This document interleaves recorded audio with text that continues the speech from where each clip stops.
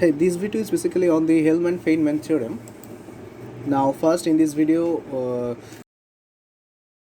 we are going to talking about the introduction, the history, the uses, the proof, and the applications.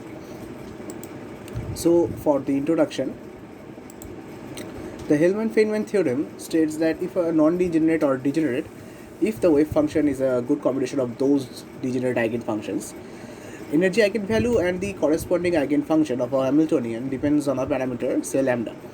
Then the energy eigenvalue varies with respect to parameter according to the formula this. So this is the basically the Feynman-Hellman theorem formula. Here you can see this is a partial differentiation of the energy eigenvalue with respect to a parameter lambda, and this is a expression value of the Hamiltonian, the partial differentiation of the Hamiltonian with respect to the same parameter lambda. So the wave function should be normalized. So here it is a important note that the wave functions we are using have to be normalized. So for the history, neither Hellman nor Feynman was the first to prove the Ford theorem. The origin of the theorem is more complicated. The formula was first appeared around the year 1930 in quantum mechanics. A PhD student of Wolfgang Pauli named Paul Göttinger may have been the first person to publish a derivation of the Hellman-Feynman theorem, but the old form of this theorem had appeared at least as early as 1922. Hellman first published his statement and proof of the Hellman-Feynman theorem in 1933 and included the theorem in a manuscript of a quantum chemistry book written by Hellman. In 1939, Feynman, who is an undergrad student at that time, proved this theorem in his undergraduate thesis, Forces in Molecules. Later, his thesis was published in a well-known journal and soon became popular. Okay, here are the older forms and developments of this theorem. First, here is its Pauli. At 1922, Pauli developed this particular theorem. Then this developed by the Schrödinger in 1926, and this is the developed expression. Now, Max Born and Vladimir Fock developed further this theorem in 1928, and this is the development. And at last, Paul Göttinger in 1931 has published this theorem. Okay, so now we are going to be talking about the uses of this particular theorem. First, the molecular forces. The most common application of the Hellman-Feynman theorem is to the calculation of intermolecular forces in molecules.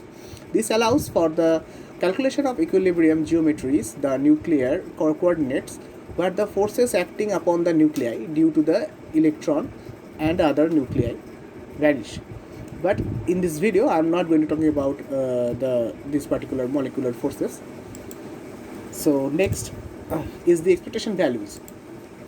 An alternative approach for applying the Hellman-Feynman theorem is for finding the expectation values of different parameters, which is more tough if someone uses a general method. Here are some examples. First, the expectation value of 1 by r for the hydrogen atom problem.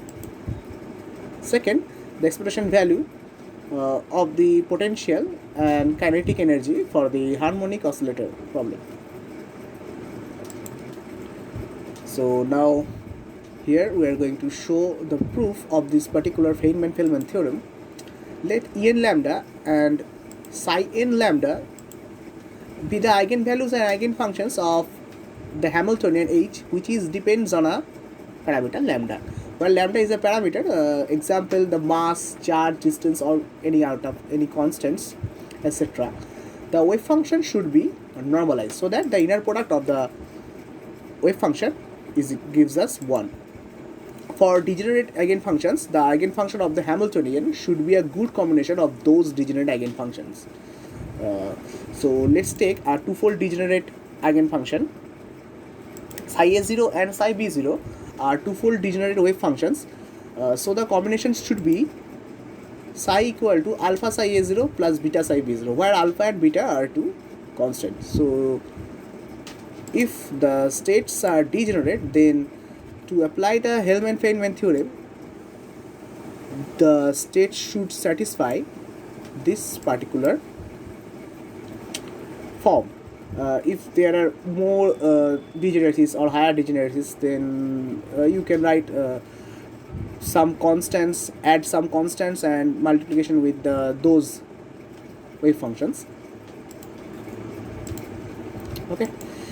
Now, from the Schrodinger equation, we get En is equal to expectation value of the Hamiltonian.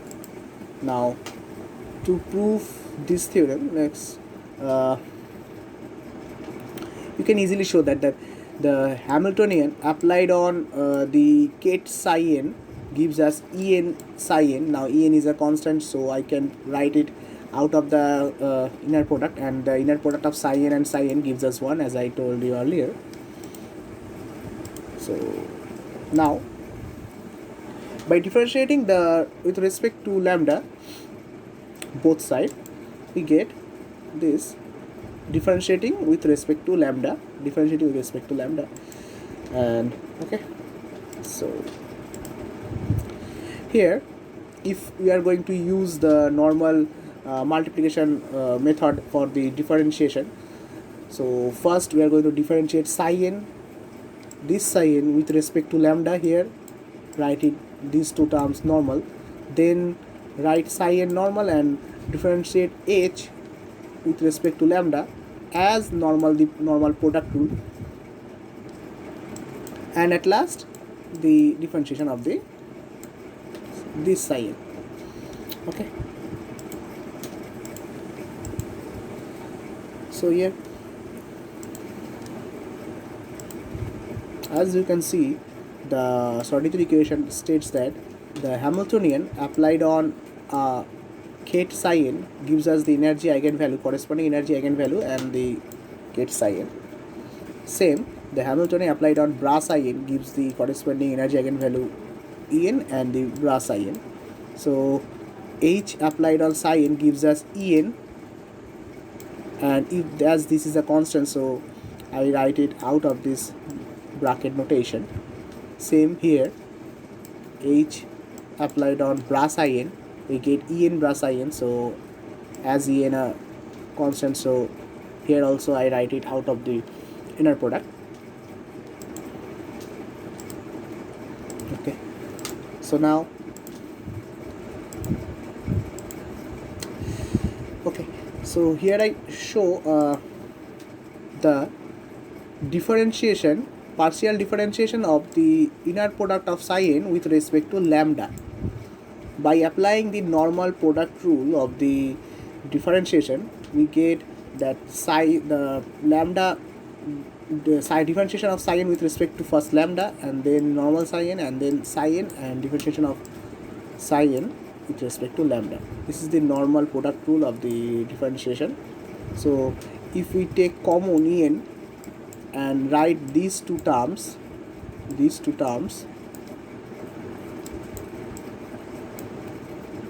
that you can see, we can write it these two terms as this. So here, now this gives us 0. Why? That the inner product of psi n gives us 1, and you all know that the differentiation of a constant gives us 0. So that's why here the Hellman-Feynman theorem is proved. As you can see, this is the required Hellman-Feynman theorem. So now for the application, let's take for first the finding of expectation value of potential and kinetic energies of harmonic oscillator. The Hamiltonian of the harmonic oscillator problem is basically this, where this is the kinetic energy term and this is the potential energy term.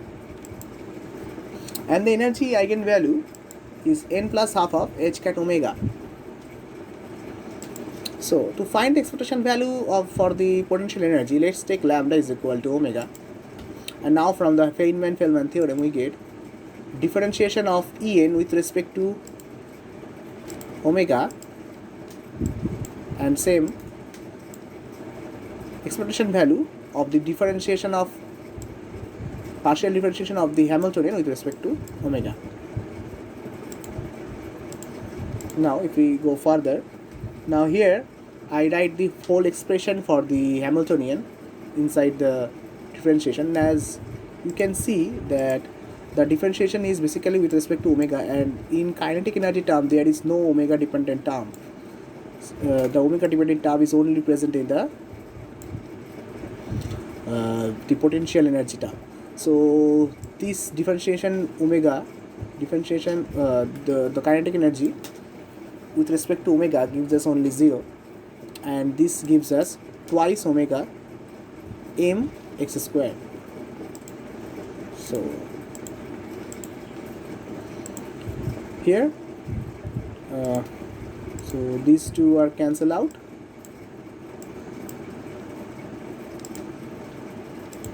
and by taking common twice 2 by omega we get the expression for the potential energy. As you can see, we take common 2 by omega, so here we are going to multiply omega by 2. So by multiplying omega by 2 here we get half m omega square x squared, which is none other than the expression for the potential energy V, and this is the expectation value of the potential energy. Okay. Now by putting the expression for the energy eigenvalue, now we get this. As you can see that there is omega dependent term in the expectation energy eigenvalue, so this gives us only n plus half of h cat. The omega will be gives us 1, and here as you can see this is the required equation. If now I multiply omega here, so we get again the expression for the energy eigenvalue. So here I write energy eigenvalue is equal to twice the expectation value of the potential energy. So this is pretty much easy to solve it by this method. So to find the expectation value of the kinetic energy, let's take lambda is equal to h cat. Now from Hellman-Feynman theorem again we get differentiation of En, the energy eigenvalue with respect to h cat, and the same expression. Now by putting the expression for the h we get this. As you can see that in the potential energy term there is no h cat dependent term, so this will be gives us 0, and this gives us twice h cat. Okay, so here, okay, so now these two are cancelled out, and okay,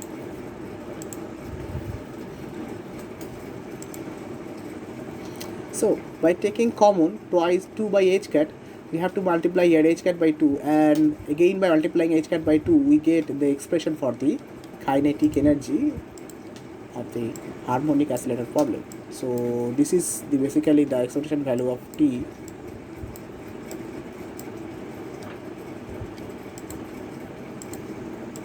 Okay, so again here I put the expression for the energy eigenvalue and differentiate it with respect to h cat, gives us this equation. And again if now I multiply h cat here, we get again the expression for the energy eigenvalue. So here also you get the energy eigenvalue is basically the twice of the expectation value of the kinetic energy. So this solution shows that the expectation value of both potential and kinetic energies are same. Now for the second application, we choose finding the expectation value of 1 by r of the hydrogen atom problem. So the Hamiltonian of the hydrogen atom problem is basically this. Let me elaborate more for you, that these term arises due to the Coulomb interaction potential among the nucleus and the one electron, and this is basically the azimuthal quantum number, the angular momentum term, and this is the kinetic energy term. So, and the energy eigenvalue is this, and the radius of the ground state of hydrogen atom is basically this. Now we are going to use this expression to simplify the problem. To find the expectation value of 1 by r, let's take lambda is equal to E for the charge of the electron.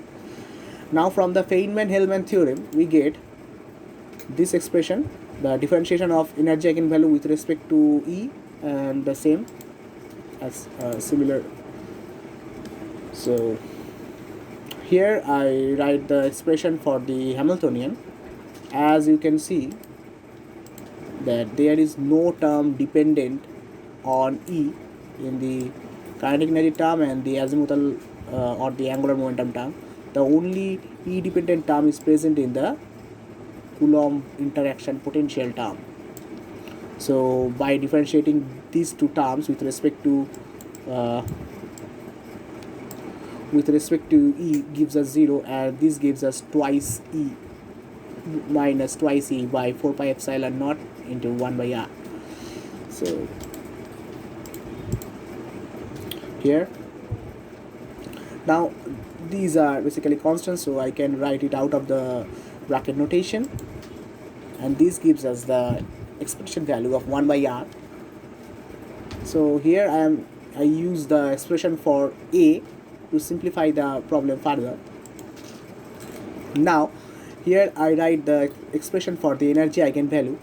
Now if we partial differentiate it with respect to E, we get this kind of equation, and by simplify it using the expression for A, we get this equation, and if now further we simplify it, we get these two are cancel out, and these two are cancel out, M cancel out, E cancel out, and there is another A which is cancel out, so we get this particular expression. So this is how you can solve the expression value of the 1 by r. Now similarly, if you want to find the expression value of 1 by r square, just take lambda is equal to L. Now I leave it this particular problem for homework. You can solve it and give me as answer in the comment box. So this is how you can find the expression value of any parameter by using this theorem. So if you like my channel, then please subscribe my channel and hit the bell icon. So thank you for watching.